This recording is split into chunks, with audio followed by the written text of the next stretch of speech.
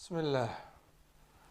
إن الحمد لله نحمده ونستعينه ونستغفره ونعوذ بالله من شرور أنفسنا ومن سيئات أعمالنا. من يهده الله فلا مضل له ومن يضلل فلا هادي له، وأشهد أن لا إله إلا الله وحده لا شريك له، وأشهد أن محمدا عبده ورسوله صلى الله عليه وعلى آله وأصحابه أجمعين. أيها المؤمنون، السلام عليكم ورحمة الله وبركاته. ilaahay subxaanahu wa tacaala ayaynu umahad celinaynaa, rabbigeena kariimka ah ee dhammaanteen inoo suurto geliyey inaynu waqtigan ka kulanno. alla tabaaraka wa tacaala ayaa mahad dhammaanteed u sugnaatay. waxaynu kaga hadli doonaa barnaamijkeena ama muxaadarada insha allah maanta ee barnaamijka iftiiminta diinta islaamka aynu insha allah u magac darnay ducooyinka lagu ducaysto qofka kolkuu kurbeysan yahay ilaahay subxaanahu wa tacaala kurbaadka uu kaga faydayo. sida aynu ognahay, ducada iyo alla barigu ilaahay subxaanahu wa tacaala kitaabkiisa qur-aanka ah meelo badan buu ku soo celceliyey, isagoo alla tabaaraka wa tacaala ducada ku magacaabaya cibaado. alla tabaaraka wa tacaala aayad wax ka badan buu qur-aanka ducada ku magacaabaya cibaado. rabbi tabaaraka wa tacaala waxa uu leeyahay: waqaala rabukum udcuunii astajib lakum ina aladiina yastakbiruuna can cibaadatii sayadkhuluuna jahannama daakhiriin. alla tabaaraka wa tacaala waxa uu leeyahay rabbigiin waxa uu idin leeyahay ibarya, waan idin ajiibaya. addoommada alle tabaaraka wa tacaala inay alla baryaan oo ilaahay subxaanahu wa tacaala isu duleeyaan oo ilaahay istiqaaso iyo baryo alle tabaaraka wa tacaala isaga alla tabaaraka wa tacaala faray inay alla baryaan. wa qaala rabukum udcuunii astajib lakum. rabbi wuxuu daba dhigay: ina aladiina yastakbiruuna can cibaadati ay can ducaai, kuwa iska weyneynaya oo iska kibrinaya baryadayda waxay gelayaan sayadkhuluuna jahannama daakhiriin. jahanname ayay geli doonaan iyagoo dulaysan buu alla tabaaraka wa tacaala leeyahay. kolka alla tabaaraka wa tacaala wuxuu ku magacaabayaa ducadii cibaado. kadalika alla tabaaraka wa tacala markuu nooga sheekeeyay nebi ibraahim oo uu qoomkiisii la hadlay u lahaa: waactazilukum wamaa tacbuduuna min duuni illahi waadcuu rabbii. ilaahay subxaanahu wa tacaala wuxuu nooga khabrayaa oo nooga sheekeynaya nebi ibraahim oo uu leeyahay: waan idinka fogaanayaa tolkaygiiyo idinkiiyo waxaad caabudaysaan oo asnaam ah. waadcuu rabbii casaa anlaa akuna biducaai rabbii shaqiya. kolkaasuu rabbi leeyahay: falama اctazalahum wamaa yacbuduuna min duuni illahi wahabnaa lahu isxaaqa wayacquuba wakula jacalnaa nabiya. kolkii uu ka fogaaday qowmkiisi iyo waxay caabudayeen ayaan waxaan nebi ibraahim u hibeynay buu rabbi tabaaraka wa tacaala leeyahay. nebi isxaaq iyo yacquub mid kastana nebi baan ka yeelnay. alla tabaaraka wa tacaala waxa uu ku sheegayaa qur-aanka kariimka ah, isagoo alla tabaaraka wa tacaala jeclaysiinaya addoommadiisa baryada iyo ducada: annahu qariibun minhum inuu alla addoommadiisa u dhow yahay oo alla tabaaraka wa tacaala yujiibu ducaa'ahum baryadooda alla inuu ajiibayo oo wayucطiihim su'lahum alla su'ligoodiyo waxay doonayaan alla uu siinayo alla wuxuu leeyahay waidaa sa'alaka cibaadii canii fainii qariib ujiibu dacwata daaci idaa dacaan. halkaa waxaad garanaysaa fadliga iyo qiimaha ay baryada alla la baryaa ay qur'aanka ku leedahay. nabigeenana salى اllahu alay slm xadiis xaakim fii mustadrkiisa oo kusoo warinayo cabdillahi bni cabaas nabiga u rafcinayo xasanna uu albani ka dhigay raximah اllah ayaa nebigu leeyahay afdal اlcibaada adducaa. cibaado waxa ugu fadli badan alla bariga ilaahay subxaanahu wa tacaala oo la baryo oo ilaahay loo tadaruco oo ilaahay wax la weydiisto waa afdal ducaa baa nabigu yihi sal slam. markaasuu waqara akriyey waidaa sa'alaka cibaadii canii wuxuu akriyey waqaala rabukum udcuunii astajib lakum. ilaahay subxana wa tacala wuxuu leeyahay rabbigiin wuxuu leeyahay ibarya waan idin ajiibaya. waxaa kaloo sugan oo nabigeena fi sunan tirmidi ku sugan min xadiisi cabdillahi min xadiisi abi hurayra nabigeena inuu yihi laysa shayء akrama calى اllahi min adducaa. ma jiro shay alle dushiisa uga wanaagsan oo alle kaga yacnaha uga karaamo badan ama uga wanaagsan ducada. ilaahay subxaanahu wa tacaala ducada in la baryo waa jecelyahay. haddaba haddaynu fahanay qiimaha ay ducadu leedahay waxaa jira dad kurbaysan oo ilaahay subxaanahu wa tacaala ibtileeyey oo imtixaamay oo aada iyo aada u dhibaataysan oo kurbaysan oo arrin ay haysato oo kurbadaasi ay laabtooda xidhay oo ay noloshoodii dhan saameyn ku yeelatay hami iyo xusni na usii dheer yahay. kurbada noocaas oo kaleeto ah addoonka mu'minkaa ay haysato ilaahay subxaanahu wa tacaala wuxuu kaga baxo oo makhraj ah oo alla ducooyin alla lagu baryo ayuu alla tabaaraka wa tacaala qur'aankana ku tilmaamaya nebiguna sunnada salى اllahu alayh wasalam uu ku sheegaya. waxaana loo baahan yahay ducooyinka dadku inay bartaan oy ku ducaystaan hadday kurba ay ku timaado ama kurbada gudaheedaba ilahay inay ku baryaan. ma badinayno dhowr axaadiis baynu ka sheegi doonaa si aada yacnaha aada u xifdisaan oo aada insha allah ilaahay subxaanahu wa tacaala ugu baridaan si ilaahay kurbooyinka idinka faydo. qof walbana la rabo inuu kurbada ilaahay subxaanahu wa tacaala uu kaga baryo.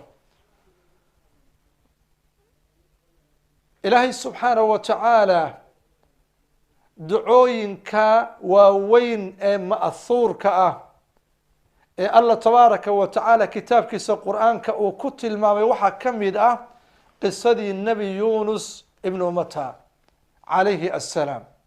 nebi yunus waxa uu ahaa kaana nabiya min alanbiyaa nebi ka mida nebiyadii alla tabaaraka wa tacaala uu doortay ayuu ka mid yahay.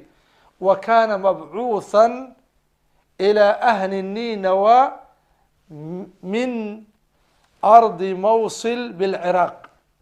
nebi yunus waxaa loo diray magaalada mawsil la yihaahdo ee ciraaq ku taala dadka reer ahli ninawa loo diray. kolkaasuu alla tabaaraka wa tacaala ugu yeeray nebi yunus faabow calayhi way diideen inay dacwadii iyo risaaladii nebi yunus ay qaataan oo watamaadow fii kufrihim gaalnimadoodii bay ku madax adeygeen oo way ka hor yimaadeen nebi yunus calayhi assalaam. nebi yunus waxa uu ka dhex baxay qoomkii loo diray isagoo u caraysan diididda ay diideen ilaahay risaaladiisii ay diideen ayuu kharaja min bayni adhurihim muqaadiban lahum isagoo u caraysan buu ka dhex baxay. marka goormuu ka dhex baxay qabla an ya'murahu allahu bidalik intaan alla farin tabaaraka wa tacaala inuu ka dhex baxo ayuu isagoo u caraysan ka dhex baxay. nebi yuunus wuxuu koray doon ay jamaaco la socoto aada iyo aadna u raran buu dhex galay. caradii uu qoomkiisa ka caroodayna doontaasu ayuu galay. kolkii doontii ay dhaqaaqday oo badweyntii ay tagtay ayay doonta culays badan oo xamli badan baa saarnaa iyo dad badanna way saarnaayeen. ayay doontii waxay khatar u gashay inay gadoonto oo ay qaraqanto. kolkaasaa waxay isku tambiihiyeen dadkii saarnaa in doonta tan ay u baahan tahay in culayska laga khafiifiyo si aan loo wada baabi'inoo badda loogu wada rogman. waxaa la go-aansaday in la qori tuuro oo qofkii qorigiisu soo baxo in badda lagu tuuro isaga.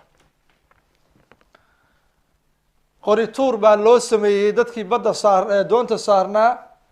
waxaa qorigiisa soo baxay nebi yuunus ibnu mata ayaa u soo baxay in uu ka mid noqdo kuwa badda lagu tuurayo.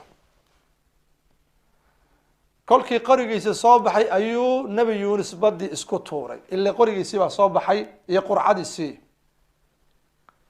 alla tabaaraka wa tacaala wuxuu u waxyooday xuut iyo mallay in uu laqo yuunus oo calooshiisa ku xabiso. hilibkiisa iyo jirkiisana uusan taaban, lafihiisana inuusan jabin baa alla tabaaraka wa tacaala xuutka u waxyooday. halkaasaa lagu xabisay fii badni alxuut baa nebi yuunus lagu xabisay. alla tabaaraka wa tacaala baan ibtilaagaa geliyey. ilaahay wuxuu yihi waina yuunusa fi suurati saafaat waina yuunusa lamin almursaliin id abaqa ila alfulki almashxuun fasaahama fakana min almudxadiin فالتقمه الحوت وهو مليم فلولا أنه كان من المصبحين للبث في بطنه إلى يوم يبعثون. إلهي وحده تبارك وتعالى انت هذا عن صوت الماني أي ربي آياتك كتل المامية. نبي يونس وحوها مرسلين تلدريب كم دها wuxuu u galay oo u dhuuntay oo dhex galay oo raacay doon buuxda oo dad iyo xamlima ama yacnaa culays badan iyo alaab badan rar badan ay ka buuxdo. kolkaas ayaa waxaa loo sameeyey qurcadii iyo sahmigiisii oo marka soo baxay. kolkaa ayuu badda isku tuureen. kolkaas ayaa xuutkaas ayaa laqay. xuutka inuu laqana alla tabaaraka wa tacaala baa amray. inuu nabadgeliyo keliya uu ku xabiso calooshiisaana la faray. alla tabaaraka wa tacaala wuxuu leeyahay hadduusan yuunus ka mid ahaan lahayn kuwa alla u tasbiixsada oo ilaahay hufo oo ammaana oo ilaahay weyneeya wuxuu ku nagaan lahaa xuutka calooshiisa ilaa yowm maalinta laga gaaro dadka la soo saaray ilaa yowmi yubcathuun. maalinta dadka la soo saaray yowm alqiyaama halkaasu ku jiri lahaa hadduusan falowlaa anahu kana min almusabixiin buu rabbi leeyahy. haddaba nebi yuunus calayhi assalaam isagoo halkaa ku jira oo caloosha xuutkaa ku jira iyo mugdiyada ayuu naadaa rabbahu mustakiihan muniiban bikhaطa'ihim. ilaahay subxaanahu wa tacaala buu gargaar weydiista marka nebi yuunus. ilaahay buu u dhawaaqay tabaaraka wa tacaala. bal meeshuu ka dhawaaqayo arag oo ilaahay ka xusayo oo ilaahay ka baryayo. waa fii badni alxuut wey. fii dulumaat buu ku dhex jiraa. halkaasuu ka qayliyey mustakiihan ilaahay isagoo baryaya. muctarifan bidembih isagoo dembigiisa ictiraafaya. yaa maqlay alladii yasmacu الsira والnajwa allihii waxa qarsoon iyo waxa lagu yacnaha faqo allaha yacnaha og ayaa maqlay tabaaraka wa tacaala. alladii dhibaatada iyo durka allaha fayda, saamicu laswaat wa in cadumad, allaha codadka maqla haba weynaadee, allaha tabaaraka wa taala caalimu lkhafiyaat wa in daqat, waxyaalaha qarsoon haba yaraatee rabbiga caalimka ku ah. allihii tabaaraka wa tacaala yacnaha waxa weeye qofka u qayliya ajiibaya allahaasaa maqlay. alla waa ka sheekeeyo waxa uu yidhi wadannuuni id dahaba muqaadiban fadanna an lan naqdira calayh fanaadaa fi الظulumaati an laa ilaha ila anta subxaanak inii kuntu min الظaalimiin faاstajabnaa lahu wanajaynaahu min algam wakadalika nunji lmu'miniin buu rabbi tabaaraka wa tacala leeyahay. alla wuxuu leeyahay wadannuuni, nabi maxamedo wadkur xus dhannuun ay saaxiba annuun, saaxiba alxuut, xus baa nabi maxamed oo laleeyahay. id dahaba wakti uu tagay muqaadiban isagoo caraysan. cabdullahi bni cabaas iyo daxaak waxay leeyihiin isagoo qadiba calaa qowmi, isagoo qowmkiisa u caraysan ayuu tegay. fadanna an lan naqdira calayh. ibnu cabaas iyo daxaak iyo qataada iyo mujaahid waxay ku macnaynayaan yacnaha danna anlaa naqdiya calayhi cuquubatan walaa balaa fi ma sanaca biqowmihi fii qadabihi calayhim wa firaarihi wa cuquubatuhu akhdu nnuuni iyaah. waxa weeye wuxuu mooday inaanan ciqaab iyo ibtilaa aanan ku qabanay buu rabbi tabaaraka wa tacaala ayuu mooday. caradii uu ka carooday qowmkiisa oo uu ka tegay maadaamay aqbali waayeen inaanan ibtilaynayn oo aan cuquubay ibtilaa ku imtixaamaynin ayuu mooday. waxaana lagu ibtileeyey yacnaa xuudkaa yacnaha laqay. kolka alla tabaaraka wa tacaala saasuu yihi fanaadaa fi dhulumaat, marka waa uu dhawaaqay. xagee buu ka dhawaaqay? fi dhulumaat. maxay yihiin dhulumaadka laga hadlayo? waxa uu leeyahy cabdullahi bn mascuud iyo cabdullahi bni cabaas iyo gayruhuma min almufasiriin, dhulumaadka waa 3 mugdi buu ka dhexgeliyay nebi yunis.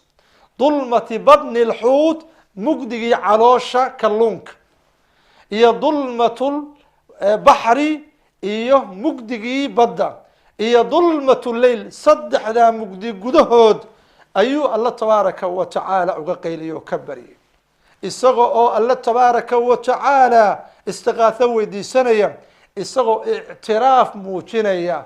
fanaadaa fi dhulumaati an laa ilaaha ila allah. maxaa laga wadaa walaalayaal? inaan fahnaan la doonayaa macaanida aayadda si aynu goolka iyo ujeedada in ilaahay ducadeenna aqbalo si aynu u fahno, waa in si aynu u helo waa inaynu ducada macnaheeda fahanaa. wuxuu alle ku baryey an laa ilaaha ilaa anta buu yihi, ilaah kownka xaq lagu caabudo ma jiro ilaa anta rabbiyow, kurbaan haysato. 3 mugdi buu ku dhex jira, halkaasuu ilaahay ka amaanaya. wuxuu leeyahay sheekh islam ibnu taymiya fiihi laa ilaaha ilaa anta waxaa ku sugan ihbaatu ifraadihi bililaahiya, in alle u khaalis yeelayo, alle la gaar yahay ilaahnimada. walilaahiyatu ilaahnimaduna tatadamanu waxay keensanaysaa kamaala cilmihi, ilahay cilmigiisa inuu kaamil yahay, wa qudratihi, qudradiisu alle inay kaamil tahay, wa raxmatihi, alle raxmadiisu inay kaamil tahay, wa xikmatihi, ilahay xikmadiisa inay kaamil tahay. intaasaa laa ilaaha ilaa anta ay wadataan. wa fiiha waxaa kaleeto ay ku jiraa ihbaatu ixsaanihi ila alcibaad, alla addoommadiisa inuu u ixsaan falayo, sugid la sugayo. le faina alilaah, ilaah buu yihi huwa alma'luuh, waa midka la caabudo, والمألوه متك العابدنا هو الذي يستحق أن يعبد ومتك متيستي إلا عابده وكونه يستحق أن يعبد بويري ابن تيمية أهاشا ربي هاي مثل عابدنا بما اتصف به من الصفات وألا وحو كسفي سيهاي أو صفات التي تستلزم صفات كاسو كلا سميسو أن يكون هو الله إنو يهي المحبوب غاية الحب متك الله جعلانا يجعل ماشا قداميسا المخضوع له غاية الخضوع متك الله خضوع يلي سد لينا غاية الخضوع إنو أليه ولذلك كسو ختمي والعبادة تتضمن عبادة وحي وضتا غاية الحب بغاية الدل للقب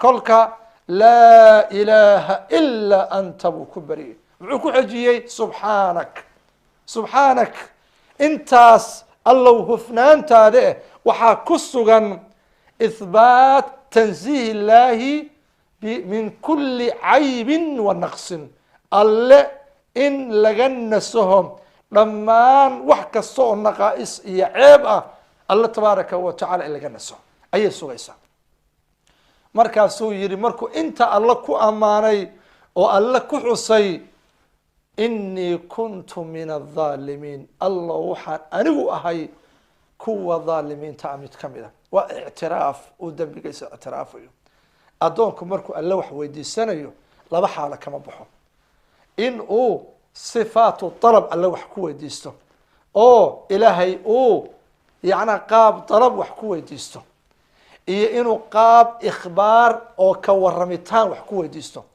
qaabka ikhbaarka ana qofku markuu alla wax ku weydiisanayo waa inuu xaaladiisa ka waramaa ama allah uu wax weydiisanayo waa inuu sifadiisa ku ammaanaa ama waa inuu sifadiisa iyo allah wax weydiisanayo labadaba isku daraa labadaa nooc baa addoonku wax ku weydiista hadduu wax weydiisanayo imaa in uu sifadiisa iyo xaaladiisa uu ka waramo iyo oo kaga waramo qaab dalabo alla wax ku weydiisanayo ama inuu alla tabaaraka wa tacaala yacnaha markuu wax weydiisanayo qaab uu iska xaalo waramayo uu kaga hadla intaa markii uu yidhi oo uu ku ducaystay ilaahay waa ajiibay fastajabnaa lahu waan ajiibnay buu rabbi leeyahay lahu yunus ay fastajabnaa liyunus ducaa'ahu iyaana ducadii uu anagana bariyey waan u ajiibnay buu rabbi leeyahay oo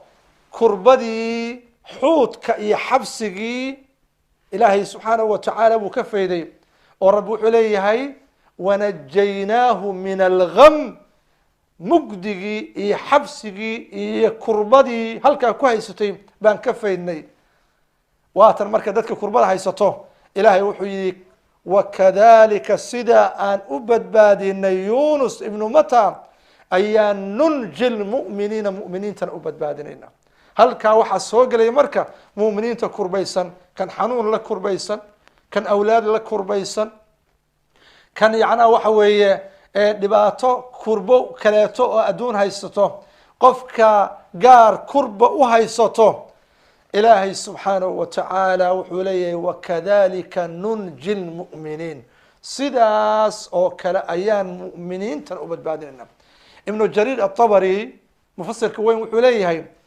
kamaa anjaynaa yunusa sidaan yunus uga badbaadinay min karbi اlxabsi kurbadii xabsigii fii badni اlxuut yacnaa caloosha malayga ahaa malaygii fi lbaxri badda gudihiisa ahaa iddacaana markuuna baryasaan uga badbaadinay wakadalika nunji lmu'miniin sidaasoo kalean u badbaadinaynaa buu leeyahay yacni alla tabaaraka wa tacala mu'miniinta min karbihim kurbadooda goorma ida staqaathuu bina haddayna gargaar weydiistaan oo wadacowna ayna baryaan saasuu ku tafsiiraya isaguna wakadalika nunji lmu'miniin sida ilaahay u badbaadiyey nebi yunus ayaa ilaahay mu'miniinta u badbaadinaya ma macnaa hada macnaheedu waxa weye haddii ducada nebi yunus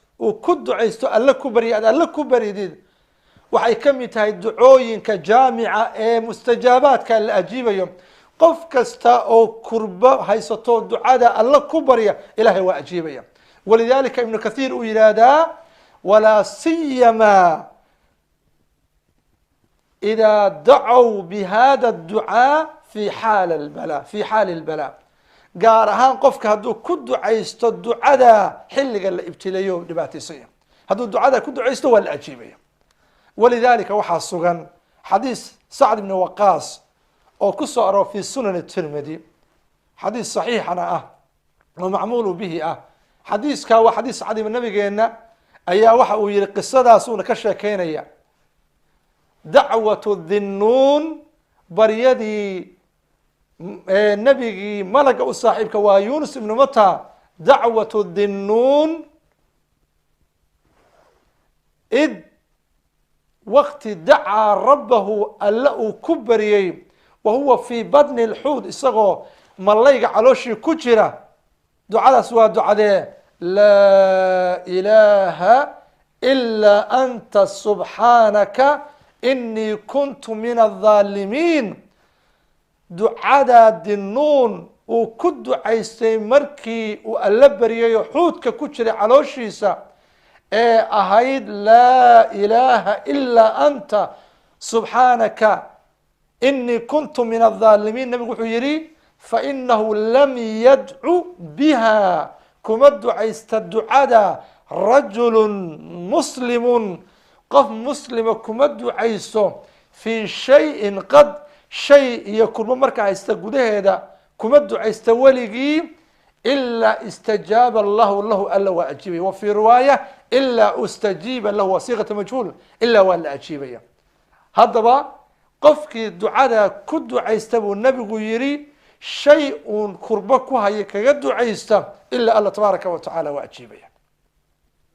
aan ku celiyo, nabigu wuxuu yihi fainahu, iyadoo waxay soo artay lam yadcuna waa soo aroortay, fainahu lam yadcu biha rajulu muslimu fi shayin qad ilaa ustajiiba lahu, waa kusoo aroorta lafdiga, aw ilaa istajaaba allahu lahu, oo ficilkii loo tiiriyo oo rabbi laga dhigo faacilkiina, labada waa soo aroorta. ducada marka dadka kurbaysanow akhrista waa kooban tahay, waa laa ilaaha ilaa anta subxaanaka inii kuntu min aldaalimiin. waa laguu jawaabaya, ilahay waa kaa aqbalaya oo ducada waa ku ajiibaya. waxaa kaleetoo sugan oo ducooyinka nabigu markuu kurboodo ku ducaysan jiray kamida walaalayaal, sida xadiiska cabdillahi bn cabaas fi saxiin ku soo arooray ana rasuula kaana yaqulu fi lkarbi, nabigu wuxuu ku ducaysan jiray markii kurbada uu oran jiray laa ilaaha ila allah alcadiimu alxaliimu, laa ilaaha ila allah rab lcarshi alcadiimi, laa ilaaha ila allah rab الsamaawaati wa rab اlard wa rab اlcarshi اlkariim. xadiiska fi saxiin buu ku soo arooray. waa intii hadda yacna waxa weeye ilaahay asmaadiisii iyo uluhiyadiisii iyo sifaatkiisi baa lagu baryaya. laa ilaaha ila allah, ilaah xaq lagu caabudaa koonka ma jiro alla ahayn, allihii alcadiim, allihii weyn, alxaliimu ee xilmiga badnaa. laa ilaaha ila allah rab lcarshi alcadiim, rabbigii carshiga cadiimka ahaa. laa ilaaha ila allah rab الsamaawaati wa rab اlard wa rab اlcarshi اlkariim. ducada ha lagu ducaysto, alla tabaaraka wa tacaala kurba ayuu kaa faydayaa. maxaa yeele nabigeena ku ducaysan jiray sala allahu alayh wasalam markii kurbada gudaheeda markuu kurboodo. waxaa kaleetoo sugan oo nabigeena ka sugan fi sunan abi da-uud iyo ibnu maajaba ku soo arooray xadiiskii asmaa bintu cumays ee nabigeena sala allahu alayhi wasalam uu u sheegay oo yihi alaa ucallimuki kalimaatin taquuliinahuna cinda alkarbi ow fi lkarbi. asmaa bintu cumaysay ma kuu sheegaa kalimaad kooban oo jaamica oo aad alle ku baridid kurbo markay ku hayso gudaheeda ama kurbada dhexdeedaba aad alle ku baridid. markaasuu nabigu yihi waxaad tidhaahdaa allahu allahu rabbii لا أشرك به شيئا. الله هو مبتدأ، الله ذكرتنا وتوكيد لفظي أوي، ربنا وخبرك ال وربي ها لا أشرك به شيئا.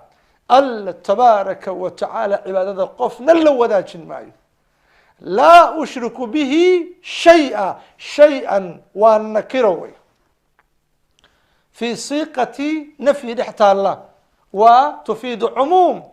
إلهي سبحانه وتعالى عبادته وحنا لو ذاكن معي. إلهي سبحانه وتعالى قفك انت كبري الله ربي لا أشرك به شيئا. الله تبارك وتعالى كربد وكفيدي أدو قلبك سو حاضرين أدو يعنها تذلل إيا خضوع إيا خشوع موجيني أدو الله تبارك وتعالى إنو كأجيب ينا يقين سن ادعوا الله وأنتم موقنون بالإجابة. إلهي بري تبارك وتعالى إذكو يقين سن ربي إنو إذن أجيب قفك مؤمنك كربي سنو دعوينك نبيك كسوغن أما قرآنك كسوغن بدي أو إلهي سبحانه وتعالى كبري إلهي سبحانه وتعالى وكو أجيب ياي.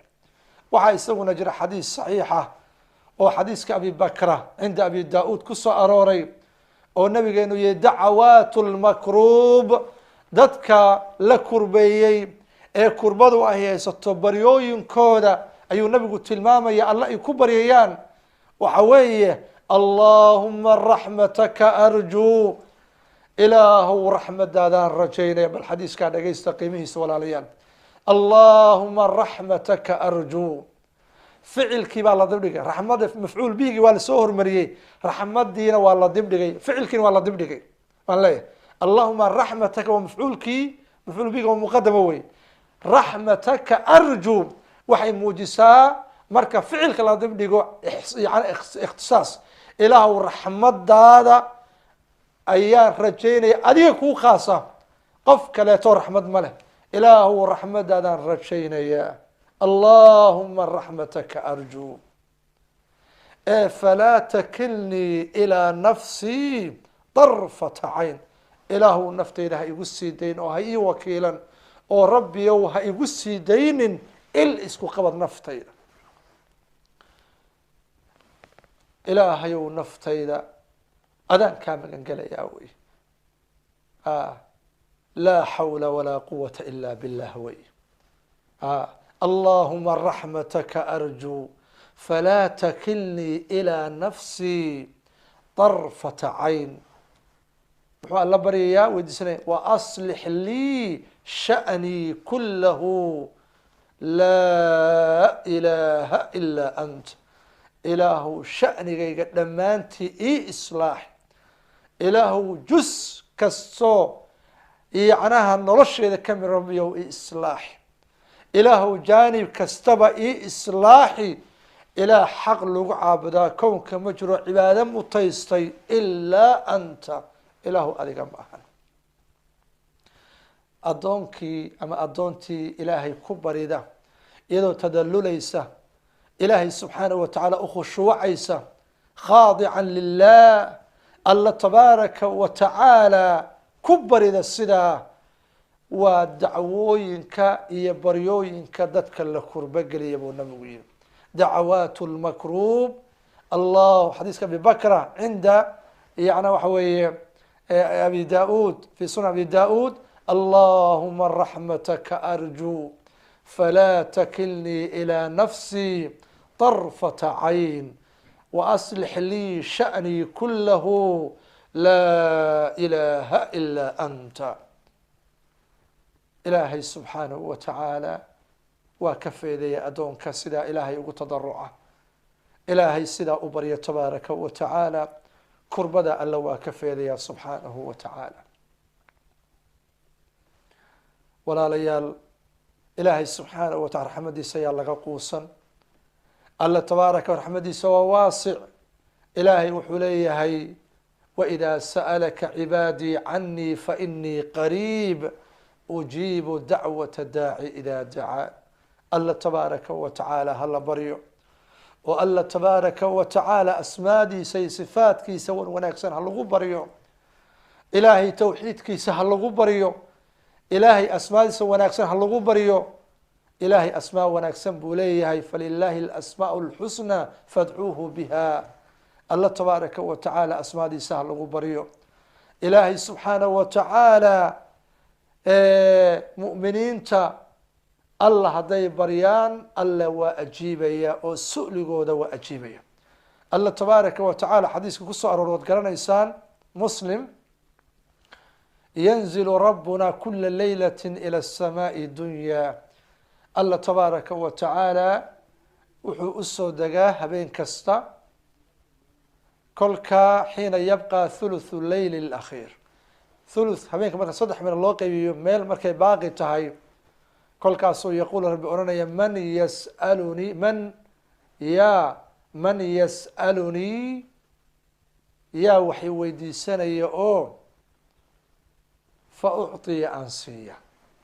من يدعوني يا إبري يا فأستجيب له أن أجيبه. من يستغفرني يا استغفار ويدي سنة فأغفر له أن دمي دافع.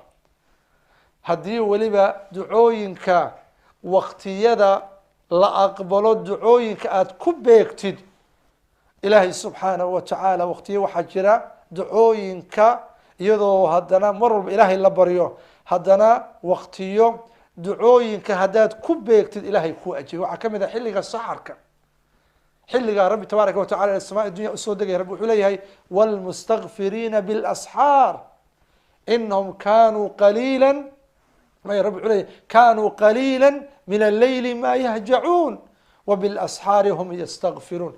حلقة السحرك الله تبارك وتعالى بري كل كات سجود سنتهي ومرك ألا أدونك سأقوله الله بري أقرب ما يكون العبد من ربي وهو ساجد فأكثر الدعاء النبي يقول أدونك وحو ألا أقوله يا مركو سجود سنتهي إلهي سبحانه وتعالى برياليسا بديه النبي صلى الله عليه وسلم لفير صدعوينك وقتيدا سو كليتو waxaa kamid xilliga salaada loo adimo inta aadaanka iqaamada u dhaxaysa nabigu wuxuu yiri sallallahu alayhi wasallam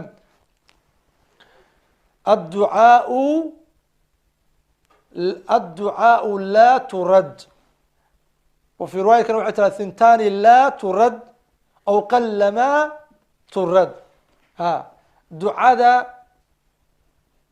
لمر ديو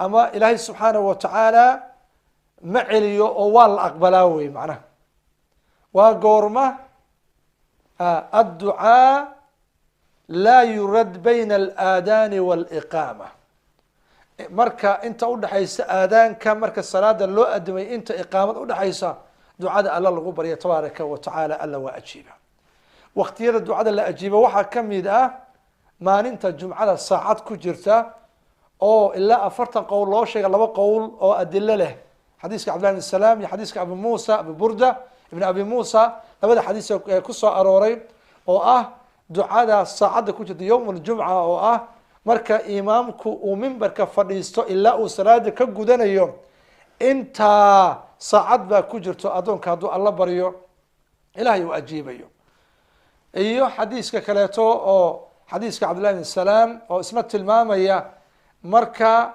عصرك إلا قرحضو يكدعضو انت أو أدونكو حتى هديو مساج كدح جوغو سوغو صلاة سوغو يلم يتاي هدو الله بريو ميلها الدعوين كاللغو أقبل يكميتا وعاكلة الدعوين كميلها اللغو أقبل كميتا لحميلات أو حجك يوم عرفة ما ننت عرفو الله جوغو أو مارين فاطل أو دعاء إذا آد لو أقبله والله تبارك وتعالى أدومر قففك يا ذنوب تقولافه أو إلهي أسود دواده واتو النبي يقول خير الدعاء دعاء يوم عرفة وخير ما قلت أنا والنبيون من قبلي لا إله إلا الله وحده لا شريك له له الملك وله الحمد وهو على كل شيء قدير. يوم عرفة iyo cinda mashcari alxaraam oo habeenka la seexanayo musdalifa subaxdii inta aan qoraxdu aysan soo bixin marka salaada la tukado waa tan wuquuf halkaa lagu sameynayo. halkaana ilaahay subxaanahu watacaala waa goob ilaahay lagu baryo. sidoo kaleeto bayna safa iyo marwa iyagana waa meelaha ay ku soo aroortay oo ducada lagu aqbalo. nabigeena calayhi salaam 3 jeer safa in lagu ducaysto oo laa ilaha ila allah waxdahu laa shariika lah lahu lmulku walahu alxamdu wahuwa calaa kuli shay qadiir qofkana uu ducaysanayo. kadalika marwana waa la mid. kadalika jamaraadka jamrada suqra iyo wusta iyagana markuu qofku tuurto dhagxaanta waa kan xoogaa socdo durkaya oo ku ducaysanaya. waa meelaha ducooyinka lagu aqbalo wey. ilaahay subxaanahu watacala waxaan ka baryaynaa ducooyinkana inuu rabbi aqbalo. ilaahay subxaanahu watacaala kurbooyinka mu'miniinta haysta ilaahay nooga fayda ducooyinka ayna bartaan oo ay dadku ay ku noqnoqdaan oo ilaahay ku baryaan. intaasaynu ku koobi doonaa insha allah muxaadaradii maanta oo ku saabsanay ducooyinka ilaahay subxaanahu watacaala addoommada uu kaga faydo kurbooyinka iyo culaysyada ay la kurbaysan yihiin. ilaahay subxaanahu watacaala waxaan ka baryaynaa inta kurbaysan rabbi inuu kurbooyinka ka faydo. ilaahay subxaanahu watacaalana ducooyinkana rabbi aqbalo tabaaraka watacaala. allah tabaaraka watacaalana kuwa uu ducooyinkooda aqbalo oo ilaahay subxaanahu watacaala uu ajiibo ilaahay nagu daro. ilaahay subxaanahu watacala markay intaa ayaanu kusoo koobi doonaa biidni illaahi muxaadaradeeni. wajazakum allahu khayr wasali allahuma wasalam calى sayidina muxamedi wacalى alihi waasxaabihi ajmaciin.